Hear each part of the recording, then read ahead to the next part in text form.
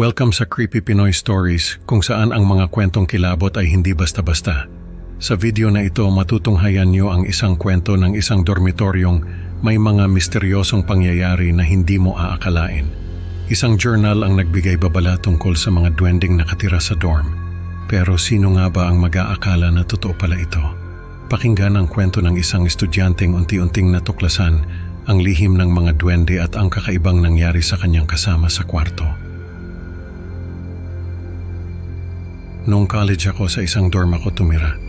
Malapit lang kasi ito sa school at mura pa ang renta. May mga kumakalat na kwento noon tungkol sa dorm na iyon.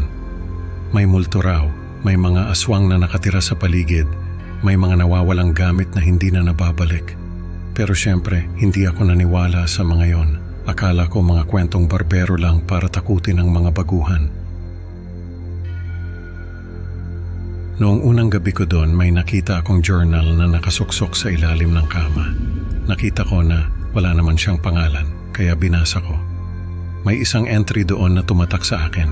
Sabi nung may-ari ng journal, mag-ingat daw sa mga duwende na nakatira sa dorm na yon. Natawa lang ako noon kasi sa lahat ng kwento na narinig ko tungkol sa dorm na yon, yun ang pinakapabebe. Duwende lang? Takot na sila? Pero habang tumatagal ako sa dorm na yon, napansin ko na parang may katotohanan nga yung journal. May mga nawawala akong gamit, minsan kahit mga libro na nasa shelf lang nawawala. Minsan maririnig ko na parang may tumatakbo sa hallway, pero pag sumilip ako, wala namang tao. Minsan nga nakikita ko na parang may anino na gumagalaw sa ilalim ng pinto, pero wala namang tao sa labas. Nung minsan na nagising ako ng madaling araw, hindi ako makatulog ulit. Kaya nagpasya ako na lumabas muna ng kwarto.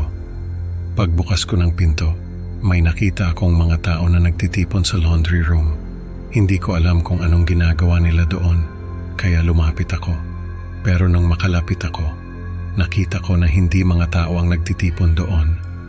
Mga maliliit na nilalang na may mahabang balbas at suot na mga sombrero, mga duwende.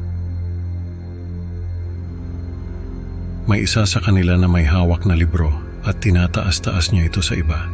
Yung iba naman naglalabas ng mga barya at papel. Parang nagbibiding sila. Doon ko naisip na baka yung librong hawak ng duwende ay yung nawawalang libro ko. Imbis na lumapit, umatras na lang ako at bumalik sa kwarto. Nung mga sumunod na araw, hindi ko na nakita yung mga duwende.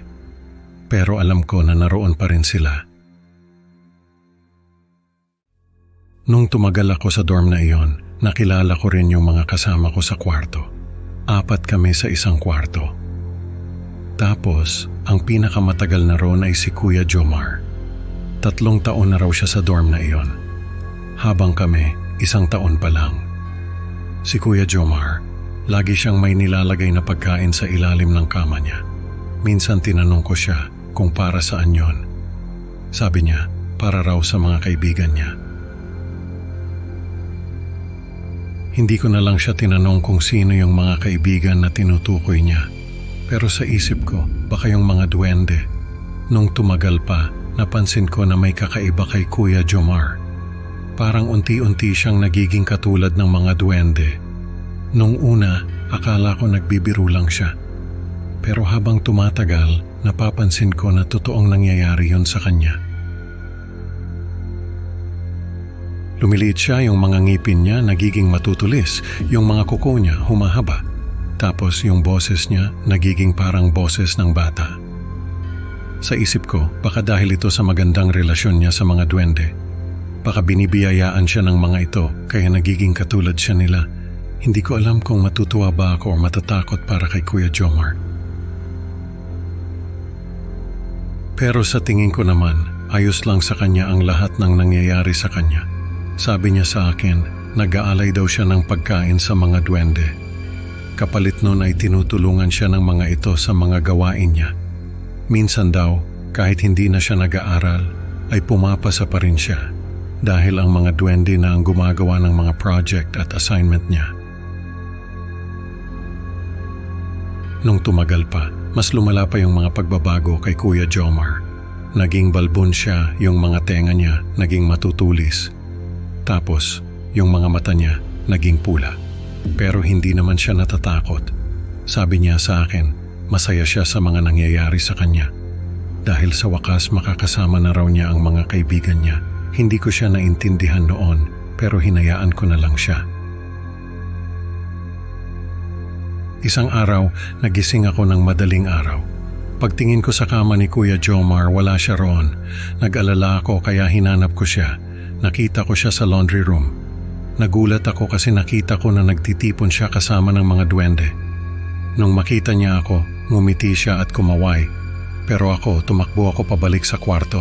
Kinabukasan, hindi na bumalik si Kuya Jomar. Nagtanong-tanong ako sa mga staff ng dorm pero sabi nila, wala naman daw Jomar na nakatira roon.